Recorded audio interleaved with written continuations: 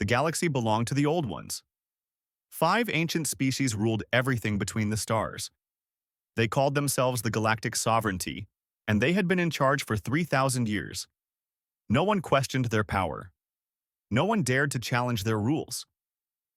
The Zenthari Empire controlled the northern regions with ships made of crystal that could cut through space itself. The Corvan hierarchy owned the trade routes and made sure everyone paid their taxes.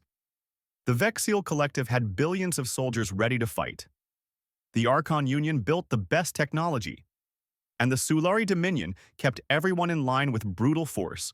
Humanity arrived late to the galactic community. 70 years ago, human ships finally learned how to travel faster than light. When they reached the stars, they found a galaxy already divided and ruled. The sovereignty looked at humans and saw nothing special. Just another young species that needed to learn its place. The Council gave humanity one small system in a quiet corner of space. They told humans to be grateful. They said humans could join the galactic community if they followed all the rules, paid all the fees, and never asked for too much. Ambassador Lisa Kane had been dealing with the Council for 5 years. Every month brought a new problem. The sovereignty kept finding new ways to make life harder for humanity. They blocked human trade ships. They limited how many worlds humans could settle. They taxed human goods at rates they never charged other species. Today, Lisa stood in the Great Council chamber on Zentara Prime. The room was massive, designed to make visitors feel small. The 5 ruling species sat on high platforms, looking down at whoever came to speak. Lisa had been here many times before, but it never got easier. "The blockades must stop," Lisa said, keeping her voice steady. "You are breaking the Treaty of Accord. We have followed every rule you gave us. We have paid every tax. We have stayed within our borders. Still, you treat us like criminals." Council Speaker Vorash looked down at her. His body was made of living crystal that glowed from within. When he spoke, his voice sounded like music, but his words were cold.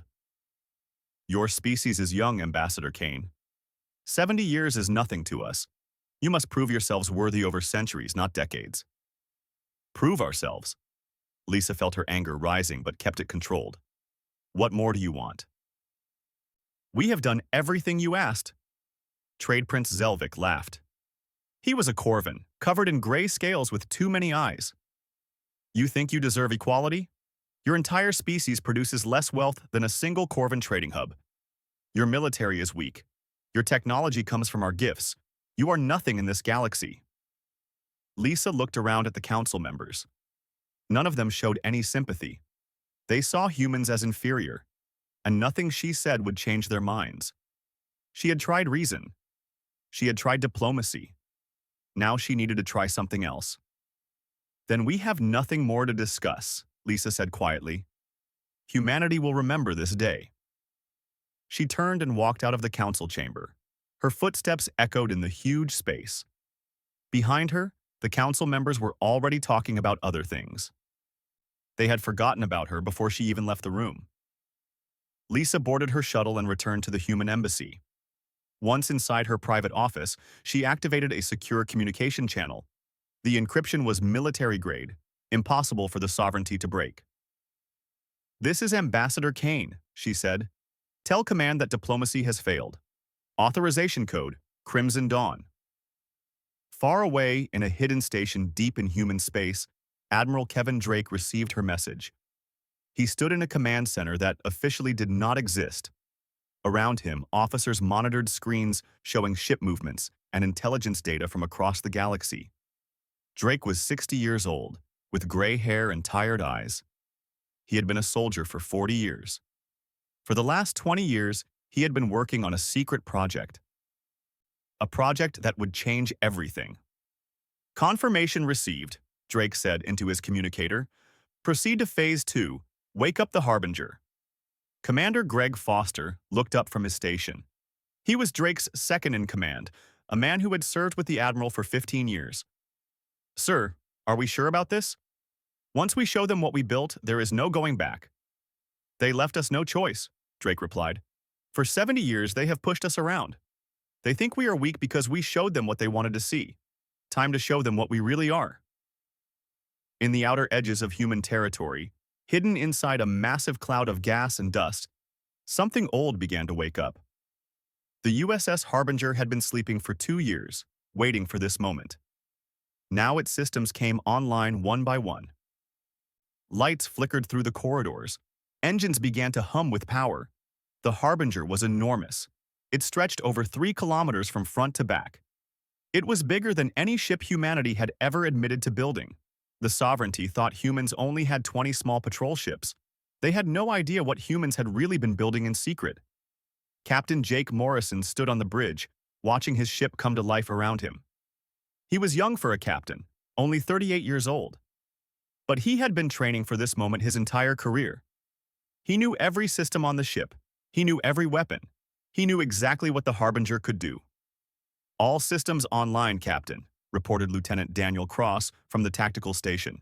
"Cloaking field is ready. Weapons are charging. The new reactor is working better than we expected." "Crew status?" Morrison asked. "All stations ready, sir," answered Commander Sophie Blake. She was the ship's executive officer and head scientist. "Everyone knows what is at stake. They are ready to make history." Morrison nodded slowly. The Harbinger had 1,200 crew members. Every single one was a volunteer. They had all trained in secret for years, away from the eyes of Sovereignty spies. They knew they were about to reveal humanity's greatest secret. "Set course for the Zenthari border," Morrison ordered. "Maximum stealth. We have a message to deliver, and the whole galaxy needs to hear it." The Harbinger began to move. Its cloaking field made it invisible to normal sensors. As far as the Sovereignty knew, that region of space was empty. They had no idea that the most powerful warship ever built by human hands was heading straight toward their territory. In the council chamber on Zentara Prime, the 5 ruling species continued their meeting.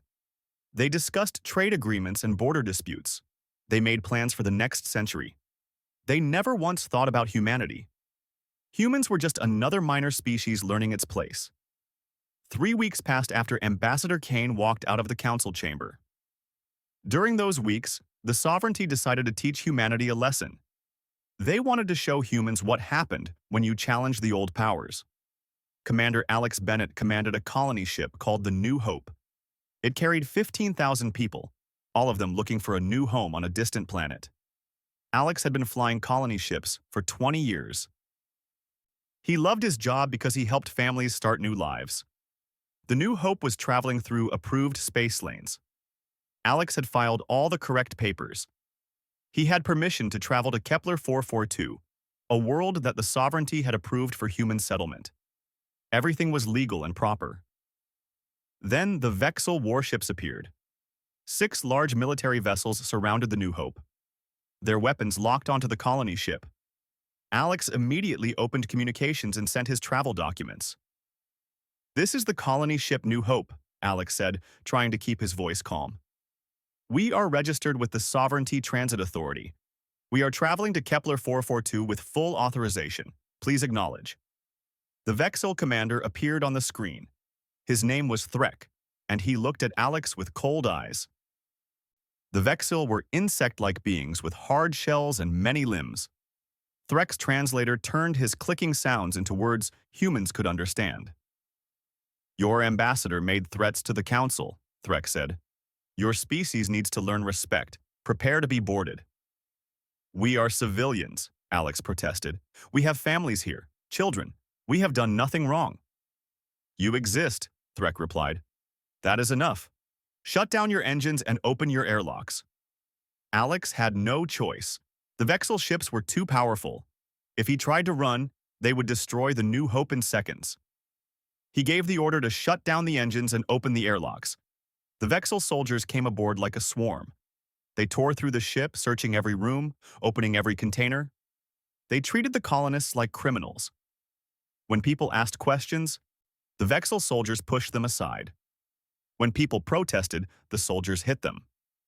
In Cargo Bay 3, a young man named Kyle Bennett tried to stop a Vexel soldier from destroying his family's belongings.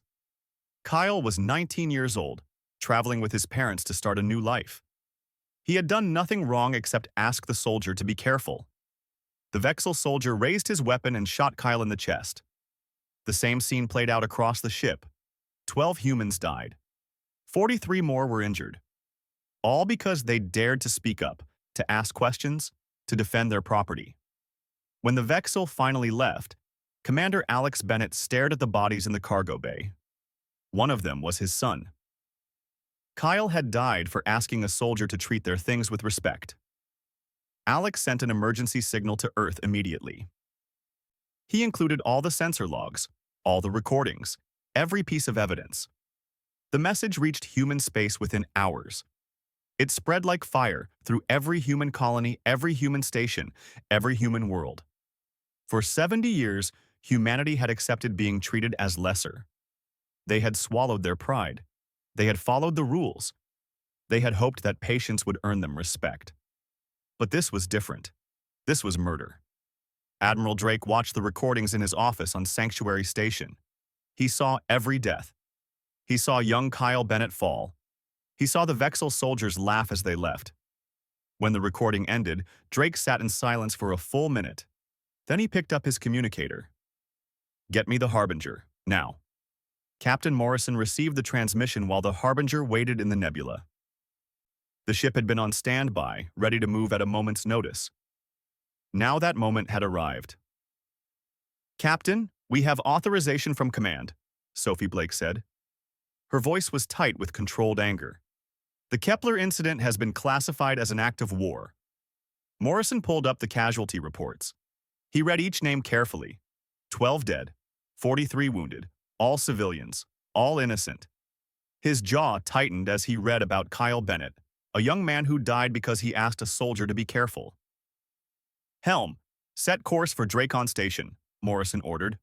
"We are going to deliver our message right into the heart of Vexil territory." "Sir, Dracon Station is one of the biggest trade hubs in the galaxy," Daniel Cross said. "Every major species has ships there. When we strike, everyone will see." "That is exactly the point, Lieutenant," Morrison replied. "We are done hiding. They need to see what they created. They pushed us for 70 years. They murdered our people. Now they learn what happens when you push humans too far." The Harbinger left the nebula. Its cloaking field made it invisible as it crossed the galaxy. The ship used jump drives that the Sovereignty did not know humans possessed. The Council thought humanity relied on old, slow technology. They had no idea humans had been developing advanced systems in secret. Meanwhile, the Galactic Council held an emergency meeting about the Kepler incident. Ambassador Lisa Kane stood before them again. But this time she was not asking for fairness. She was delivering an ultimatum. "You murdered 12 civilians," Lisa said. Her voice was cold and hard. "Innocent people traveling with proper authorization. We demand that you surrender Commander Threck for trial. We demand compensation for the families. We demand justice." Council Speaker Vorash's light pulsed with irritation. "The Vexil have explained that human resistance caused the deaths. Your people should have obeyed orders without question." "There was no resistance," Lisa said. She held up a data chip. "We have recordings that prove your soldiers murdered civilians for asking questions. If you will not give us justice, we will take it ourselves." Trade Prince Zelvik leaned forward. "More threats, Ambassador? Your species grows very tiresome. Perhaps we should revoke your membership completely. You clearly do not appreciate the privilege of sitting among civilized beings." Lisa looked around at the council members. Their faces showed contempt, amusement, irritation, but no sympathy, no justice, no mercy. "You call yourselves civilized," Lisa said quietly. "You block our trade. You limit our territory. You murder our people. That is not civilization. That is tyranny." "Choose your words carefully, human," Vorash warned. "You are dangerously close to treason." Lisa took a deep breath. This was the moment she had been preparing for.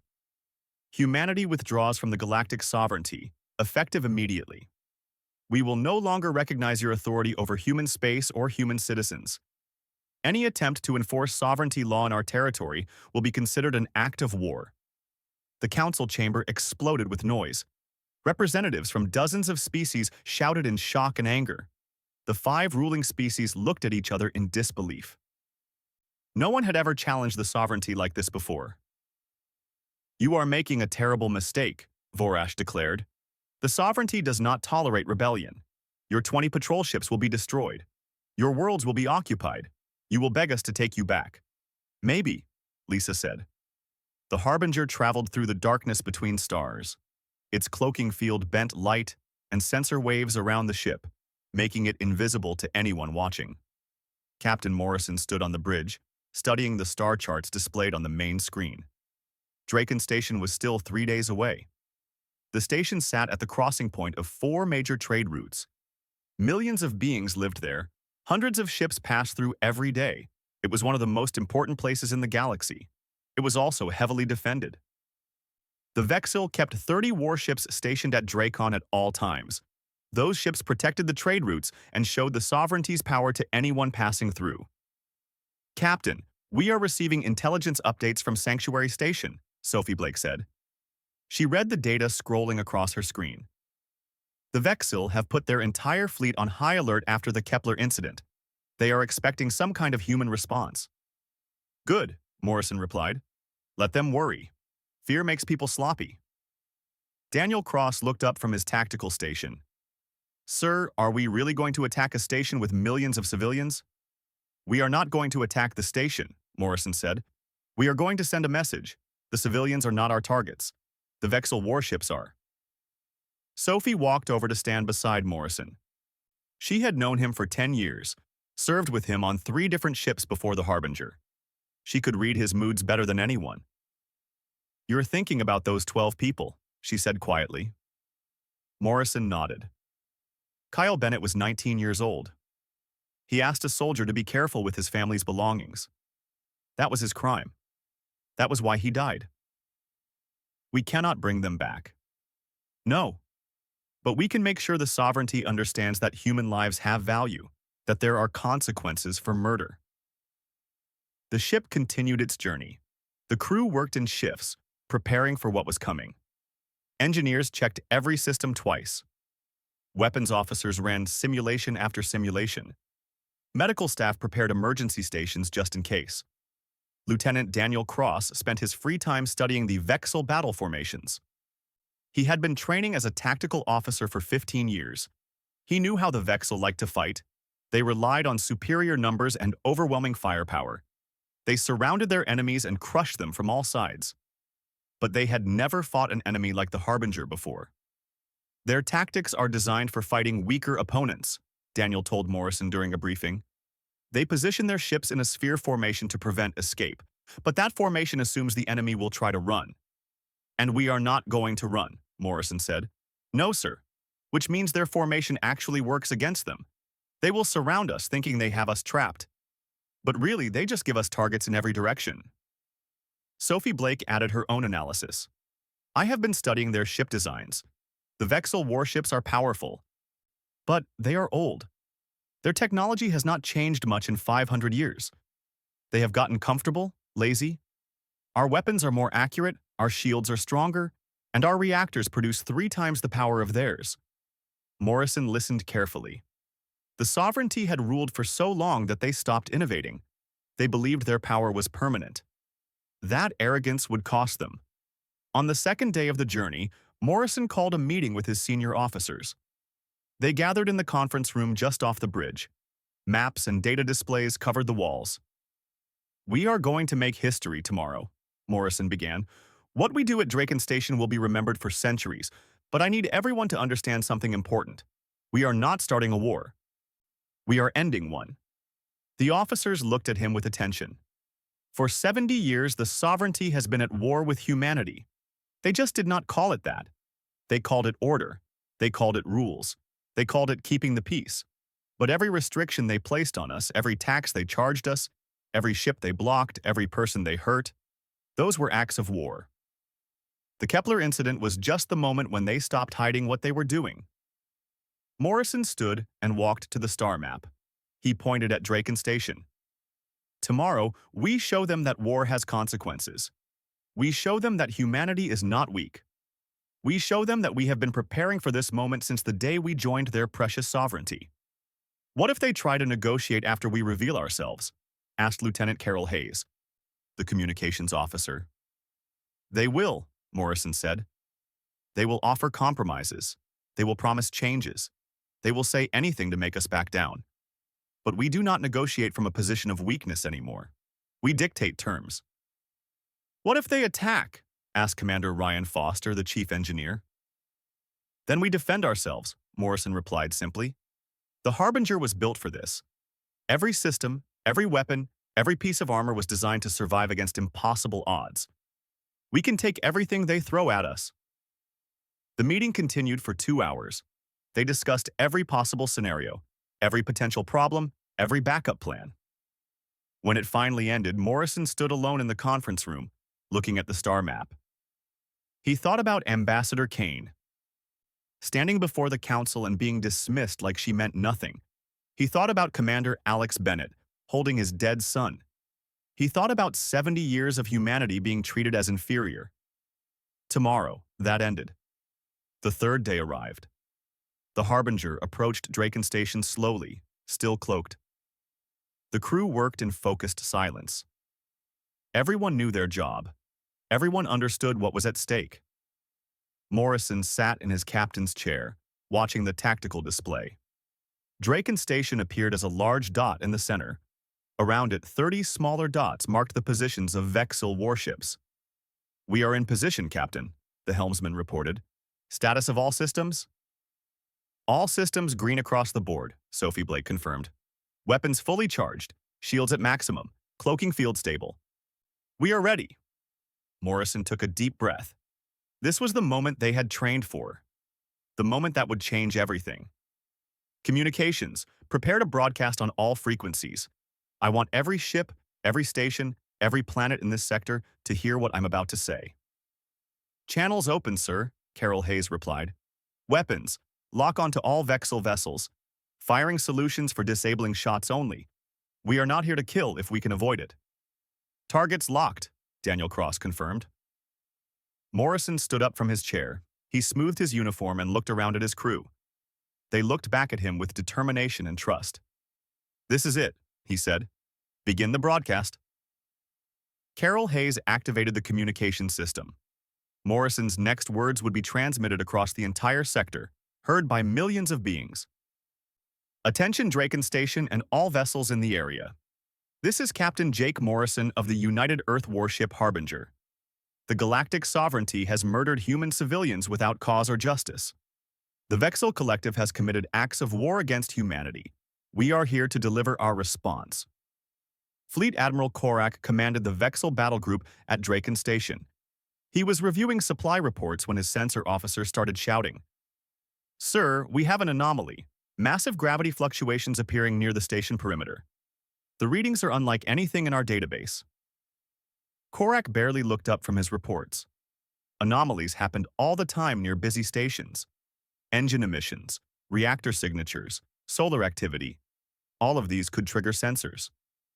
Investigate and report, he ordered, not particularly concerned. Then the transmission came through. A human voice on every frequency, speaking calmly about murder and war and justice. Korak sat up straight in his chair. Humans making threats? Their species had 20 patrol ships, nothing more. This had to be some kind of joke. Locate the source of that transmission, Korak demanded. Sir, we cannot trace it. The signal is coming from everywhere and nowhere at once. That is impossible. Sir, there is something else. The sensor officer's voice shook. A massive object just appeared 20,000 kilometers from the station. It was not there a moment ago. Now it is. Korak pulled up the sensor data on his main screen. His breathing stopped. The ship on his display was enormous, bigger than any vessel the Vexil had ever built. Its design was alien, sleek and dangerous looking. Energy readings were off the scale. How did they build that? Korak whispered. Our intelligence said the humans had no capital ship construction capability. Every alarm on his flagship started screaming at once. The unknown vessel was charging weapons. Enormous amounts of power were flowing through its systems. This was no patrol ship. This was a warship designed to fight and win. All ships, battle stations, Korak ordered, his voice tight. Form defensive sphere around the human vessel. Lock all weapons but do not fire. I repeat, do not fire until I give the order. The 30 Vexel warships began moving into position. They surrounded the Harbinger from every direction, their weapons trained on the mysterious human vessel. It looked impressive. 30 ships against one. Korak tried to convince himself that his fleet had the advantage. But deep down, he was not sure. On the Harbinger's bridge, Captain Morrison watched the Vexel ships move into position. He had studied their tactics for years. He knew exactly what they would do, exactly how they would position themselves. They are trying to intimidate us, Daniel Cross observed from Tactical. Then we should return the favor, Morrison replied. Lock main railgun on their flagship. Single shot, maximum velocity, close enough to give them a scare. The Harbinger's forward batteries rotated slightly. These were not ordinary weapons. They were magnetic accelerators capable of firing projectiles at a significant fraction of light speed. Each shot carried more kinetic energy than a nuclear bomb. Target locked, sir. Firing solution calculated. Fire. The railgun thundered. The projectile left the barrel at incredible speed, faster than any Vexel sensor could track properly. It passed within 50 meters of Admiral Korak's flagship, so close that the ship's defensive shields lit up like a star, trying to deflect the near miss. Inside Korak's ship, alarms shrieked. Engineering reported that the shields had nearly collapsed from just the proximity of the shot. Hull sensors showed stress fractures in the armor plating. Officers stared at their consoles in disbelief. One shot, Korak said slowly. They nearly destroyed us with one shot that missed. Sir, the humans are hailing us, communications reported. Morrison's face appeared on Korak's view screen. The human captain looked calm, almost relaxed. He sat in his chair like he did this every day. Admiral Korak of the Vexel Collective, your forces executed 12 human civilians 3 weeks ago. You did this without trial, without evidence of wrongdoing, and without mercy. I am here to discuss what happens next. Korak's anger overcame his fear. You dare come to sovereignty space with your single ship and make demands? You are surrounded. Surrender immediately or be destroyed. I do not think you understand your situation, Morrison replied. His voice remained calm and steady. That shot I fired was at 5% power. My ship has 48 main batteries and over 200 secondary weapons. My shields can withstand your entire fleet's firepower for approximately 6 hours. My armor could probably last another 3 after that. In contrast, I could disable every ship in your battle group in under 10 minutes. You are bluffing, Korak said, but his voice carried less certainty now. Test me, Morrison invited. Give the order to fire, see what happens. Korak looked at his tactical display. His 30 ships surrounded the human vessel. Every weapon was locked and ready. He had superior numbers. He had experience. He had the full might of the Vexel Collective behind him. But that shot had nearly crippled his flagship without even hitting it. And the human captain sounded absolutely confident. Still, Korak's pride made the choice for him. He had served the Vexel for 40 years. He would not be intimidated by a single human ship, no matter how impressive it looked. All ships, he commanded. Open fire. Destroy that vessel. 30 Vexel warships unleashed everything they had. Plasma bolts, missiles, energy beams, kinetic rounds, thousands of weapons fired at once. The space around the Harbinger lit up with explosions as ordnance detonated against its shields. On the Harbinger's bridge, Sophie Blake monitored the shield status calmly. Shields holding at 97%. Minimal power drain. Their weapons are not even scratching us. Return fire, Morrison ordered. Disable only. Target their weapons and engines. I want them alive to learn from this. What happened next would be studied in military academies for generations. The Harbinger's weapons engaged with perfect precision. Each shot was calculated not to destroy but to cripple. The Vexel warships, designed to overwhelm weaker opponents, had never faced an enemy that could match them shot for shot. The first Vexel cruiser lost all its main weapons in 30 seconds. The second lost its engines moments later. The third ship's shields collapsed, leaving it defenseless. Daniel Cross called out targets methodically, his voice never rising above a professional tone. Target 7 disabled. Moving to Target 8. Target 8's weapons offline. Target 9 attempting to retreat. Disabling engines now. Morrison watched the battle unfold with grim satisfaction. This was not revenge. This was not cruelty. This was a lesson. The sovereignty needed to learn that humanity would not tolerate murder, that human lives had value, that there were consequences for treating people as disposable. The Vexel ships tried to escape. They tried to regroup. They tried everything they knew. But the Harbinger was faster, more accurate, and vastly more powerful.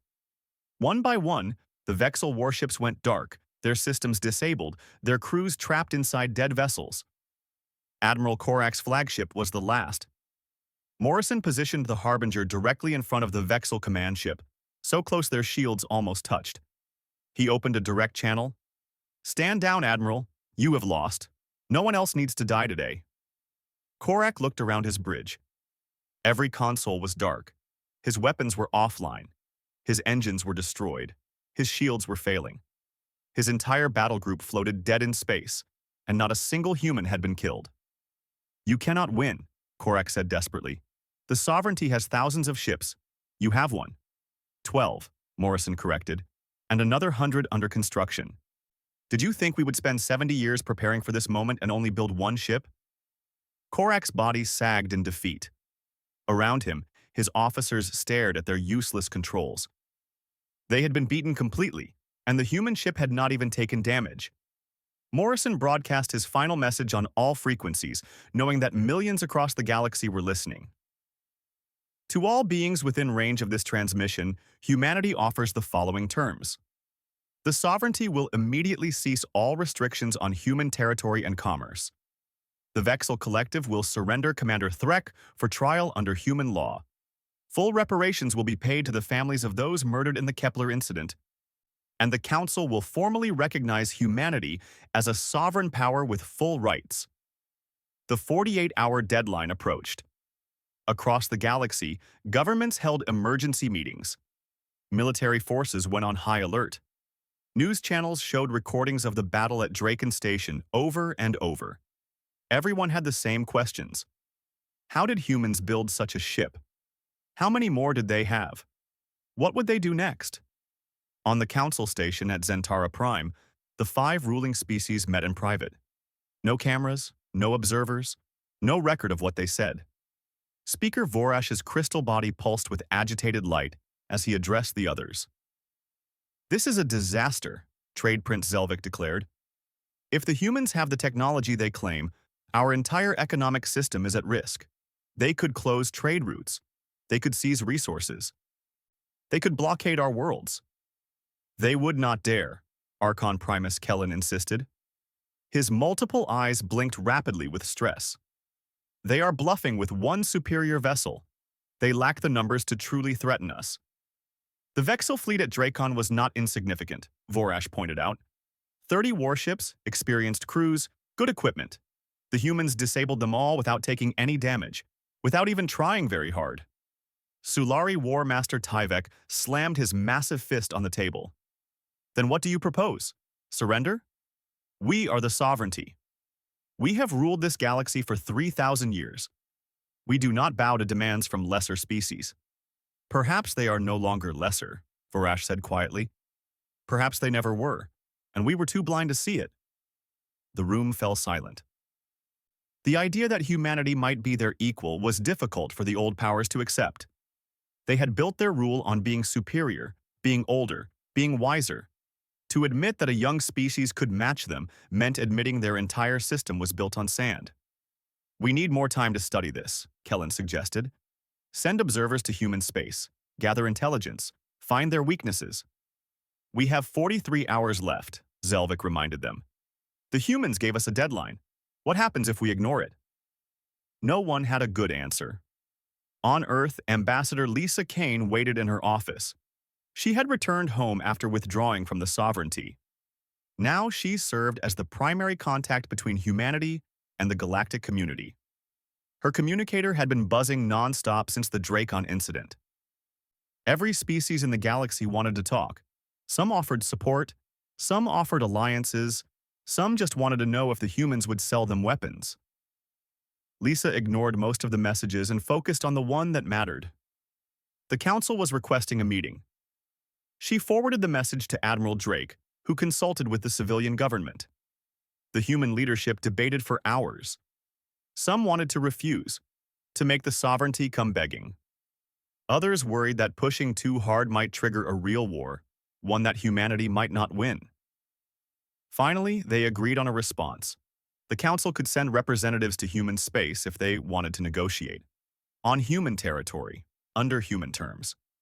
It was a calculated insult, making the old powers come to them rather than humanity going to the council. But it also showed that humans were willing to talk, willing to find peace if the sovereignty would meet them halfway. 3 days after the deadline expired, a small diplomatic ship arrived at the edge of human territory. It carried Speaker Varash and one representative from each ruling species. Human patrol ships escorted them to a station above Earth. The meeting room was simple but elegant. Large windows showed Earth turning slowly below. Vorash and his delegation entered and looked around with barely concealed disdain. They had never visited Earth before. Such a journey would have been beneath their dignity. Now they had no choice. "Welcome to Earth," Lisa said, gesturing to seats around a conference table. "Please make yourselves comfortable." "We did not come for pleasantries," Trade Prince Zelvik snapped. "We came because you threatened us with military force." "No," Lisa corrected calmly. "We responded to military force with a demonstration of our capabilities. There is a difference." Vorash settled into his seat carefully. "Your display at Dracon Station was impressive, but you must understand our position. The sovereignty exists to prevent chaos. If every species with advanced weapons demands special treatment, the entire system collapses." "Then perhaps the system needs to change," Lisa replied. "For 70 years we have watched the sovereignty maintain order through fear. You have restricted our growth. You have taxed our commerce unfairly. And you murdered our civilians. You call it order. We call it tyranny." "Strong words from a species that barely understood space travel when we found you," Sulari Warmaster Tyvek growled. His massive body tensed with barely controlled aggression. Lisa met his gaze without flinching. "We learned from you. You taught us that power is the only language the galaxy respects. So we built power. And now you are learning that we are very quick students." The negotiations lasted 3 days. The council tried intimidation first. They talked about their thousands of ships, their ancient military traditions, their vast resources. Lisa listened politely, and then reminded them of 30 disabled warships floating near Dracon Station. Next, they tried persuasion. They offered minor concessions, small adjustments to trade agreements, vague promises of better treatment in the future. Lisa rejected everything that did not meet humanity's core demands. On the 4th day, Admiral Drake joined the negotiations. He walked into the conference room carrying a datapad filled with intelligence reports. He placed it on the table in front of the council delegation. "Before we continue, I think you should see this," Drake said. Vorash picked up the pad and began reading. His light pulsed with increasing agitation. He passed the pad to the other council members. Each one read in growing shock. The data showed things the council thought were secret. Internal conflicts between member species. Economic problems they had hidden from the public. Military vulnerabilities they believed no one knew about. Humanity had not just been building weapons in secret. They had been gathering information, studying their opponents, learning every weakness. "You have been spying on us," Archon Primus Kellen said, his voice tight with anger. "Just as you have been spying on us," Drake replied. "The difference is, we learned more from our observations than you did from yours. You saw what you wanted to see, a weak species that would accept its place. We saw an empire built on fear and stagnation, held together by the illusion of strength." "What do you want?" Vorash asked quietly. His light had dimmed to almost nothing.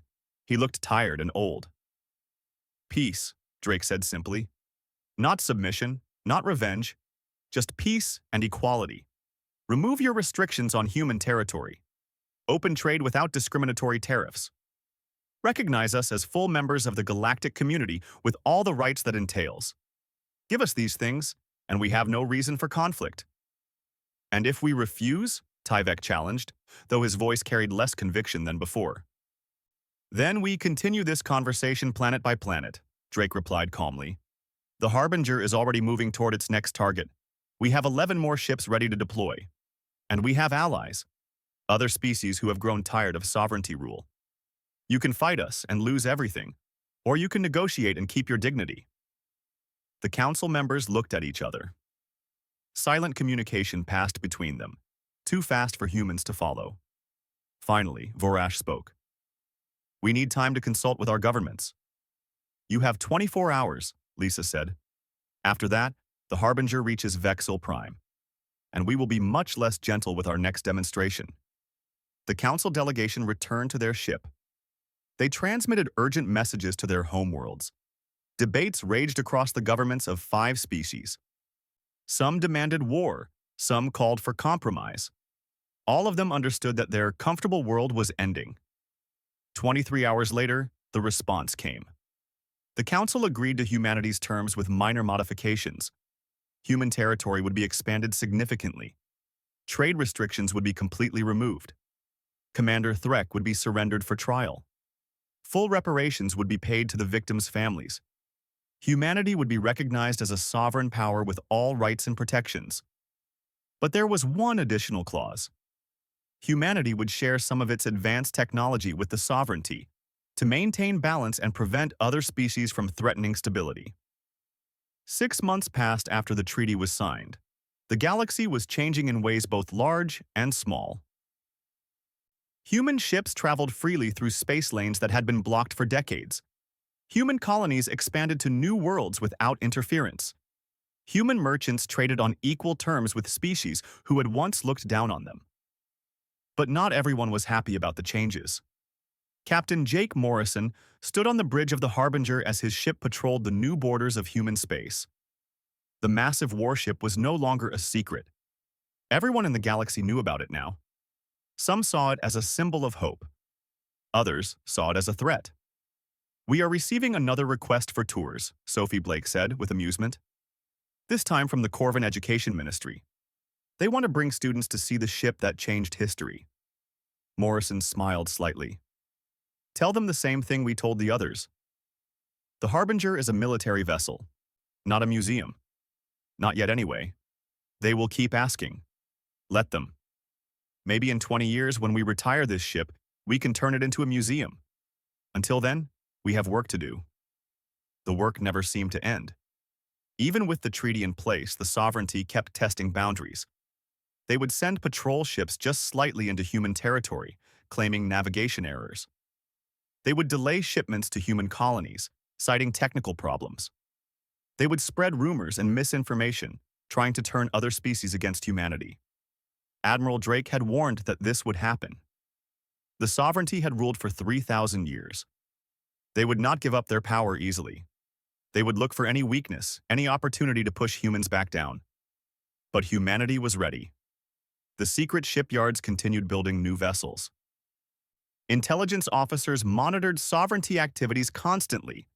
Diplomats worked to build alliances with other species who wanted change. On Earth, in a quiet ceremony, Commander Alex Bennett received another honor. This time it was for his testimony at the trial of Commander Threk. The Vexil officer had been surrendered as promised, and a human court had found him guilty of 12 counts of murder. Threk received a life sentence in a human prison. Some Vexil protested, calling it a show trial and revenge. But the evidence was clear. The recordings showed everything. Threk had ordered his soldiers to shoot civilians for asking questions. Alex attended the sentencing. He sat in the courtroom and watched as the Vexil commander was led away. It did not bring his son back. Nothing could do that. But it was something. It was justice. After the trial, Alex returned to his job flying colony ships. But everything felt different now. Human ships traveled with confidence instead of fear. When they encountered sovereignty patrols, those patrols gave them space instead of harassment. The galaxy was learning that humanity demanded respect.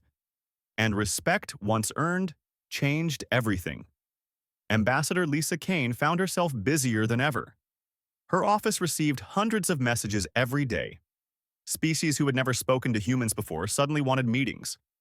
Some wanted trade agreements. Some wanted military alliances. Some just wanted to understand how humanity had managed to challenge the sovereignty and survive.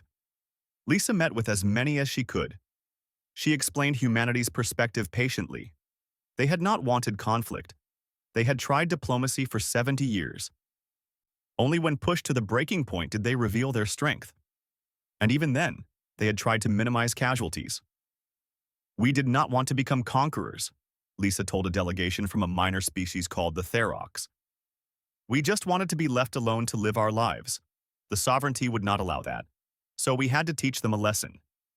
The Therox representative, a small being with blue skin and large eyes, listened carefully. "Many species feel the same way you did. Restricted, taxed, controlled, but we lack the power to resist." "Then maybe it is time for the sovereignty to change," Lisa suggested. "Not through violence if we can avoid it, but through cooperation, through species working together for fairness instead of accepting oppression." Word spread. Quietly at first, then more openly, other species began demanding reforms. They pointed to humanity as proof that the old order could be challenged. The sovereignty tried to suppress these movements, but the galaxy had seen what happened at Dracon Station. Fear of the old powers was fading. Admiral Drake retired on his 61st birthday. He had served humanity for 40 years, the last 20 spent on the most important secret project in human history. Now he could finally rest. His replacement was Captain Morrison, promoted to admiral and given command of the entire human fleet. It was a young age for such responsibility, but Morrison had proven himself. He understood both the tactical realities of military power and the diplomatic necessities of peace. On his last day in uniform, Drake spoke to the officers who had served under him. They gathered in the main hangar of Sanctuary Station, the hidden facility where the Harbinger had been built. "We won this round because we were desperate and smart," Drake told them. "The sovereignty underestimated us badly. They paid for that mistake. But do not let this victory make you arrogant. The galaxy is full of species older and more experienced than us. Some will want to be our friends, some will want to be our enemies, and some will wait patiently for us to fail." He paused, looking at the faces before him. Young officers who would shape humanity's future. Veterans who had sacrificed years of their lives working in secret. Scientists who had made the impossible possible. "We changed the rules of the game," Drake continued. "But the game is not over. It is just beginning.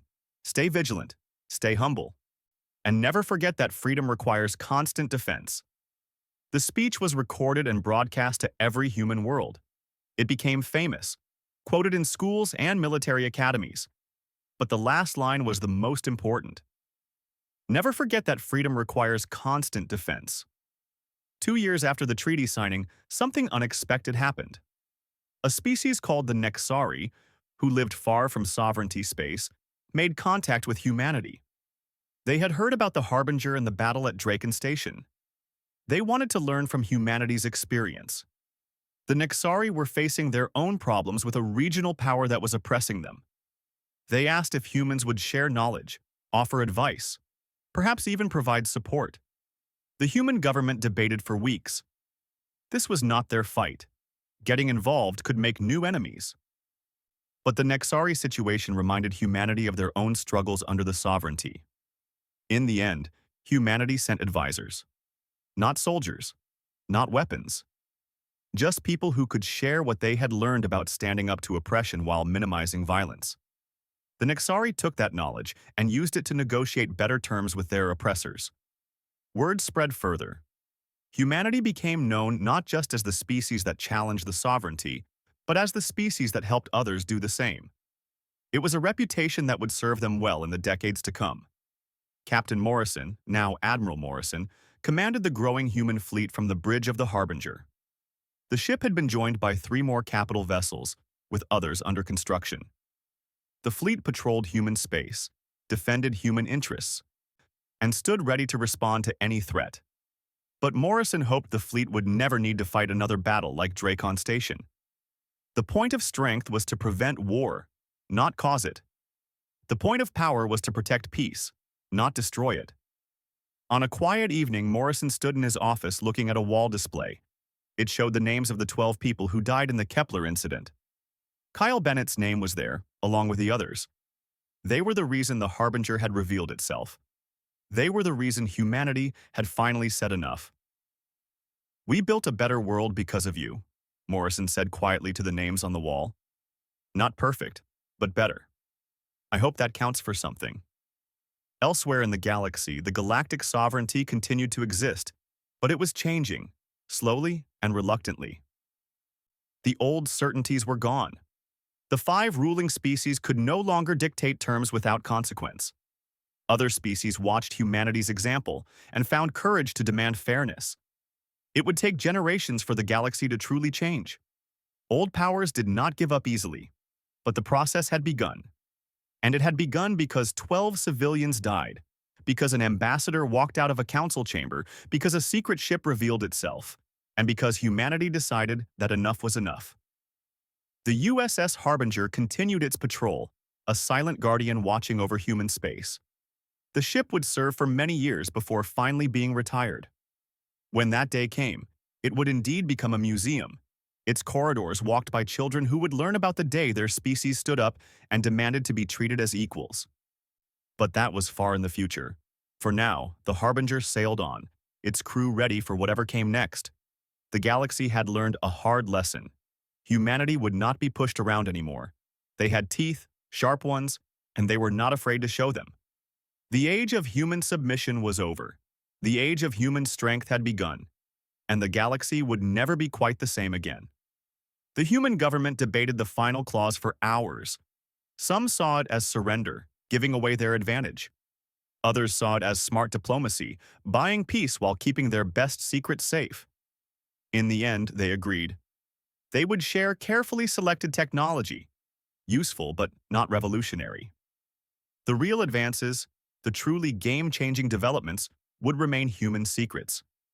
2 months later, the treaty was formally signed on neutral ground. Representatives from across the galaxy watched as humanity took its place as an equal power. The age of submission was over. He paused, letting his words reach across the stars to every world in the sector. "These terms are not negotiable. You have 48 hours to comply. If you refuse, the Harbinger will visit your homeworlds next, and we will not be so gentle with our demonstrations." The transmission ended. The Harbinger activated its cloaking field and vanished from sensors, leaving 30 disabled warships and millions of shocked observers behind. Morrison knew they would try to track the ship's departure, would try to follow its jump signature. But the Harbinger was already executing evasive jumps, covering its trail. By the time the Sovereignty figured out where to look, the ship would be long gone. The message had been delivered. Now came the hard part, waiting to see if the Sovereignty was smart enough to listen. On Draken Station, alarms began to sound. On the Vexel warships, crews scrambled to battle stations. Across the galaxy, beings stopped what they were doing to listen to the transmission. "Drop the cloak," Morrison ordered. The Harbinger appeared as if materializing from empty space.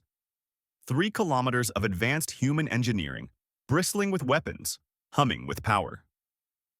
The ship hung in the darkness like a predator, dark and deadly and absolutely terrifying.